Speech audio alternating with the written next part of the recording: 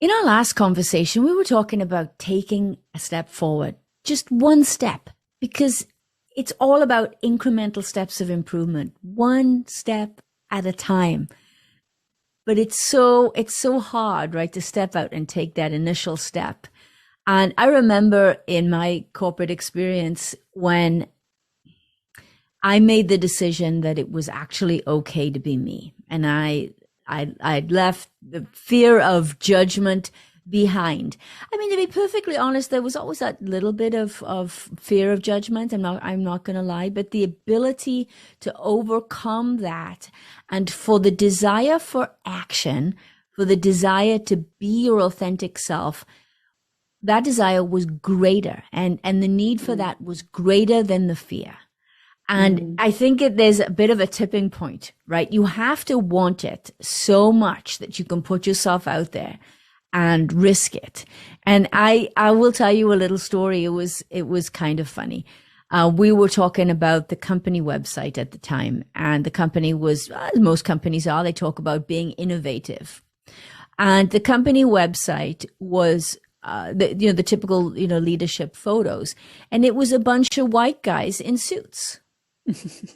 and we're all with the same pose and same corporate look. Okay, so I was on there and there was one other female, but the same type of corporate pose that photographers tell you that you have to take. And I thought, okay, I can just sit here and go along with the crowd and the mediocrity and pretend that it's okay and we can make some minor tweaks and it's going to be great. Or I can say what's really going on here, which is if we want to be an innovative company, we can't have pictures of stuffy white guys on the website. Mm-hmm. And I remember the process, right? And I did it and I said it out loud. And then I sort of held my breath like, oh, okay. And I mean, there were a few jaws that dropped on the table. I'm not going to lie, but for the most part, it felt good. And it was the right thing to do, right? It was the right thing to do for the company. And I think that as long as you're well intentioned, when you say something like that and you're really coming from a good place, it's okay.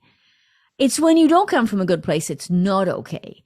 Yeah, so, that makes a big difference. Yeah. So what do you think about that?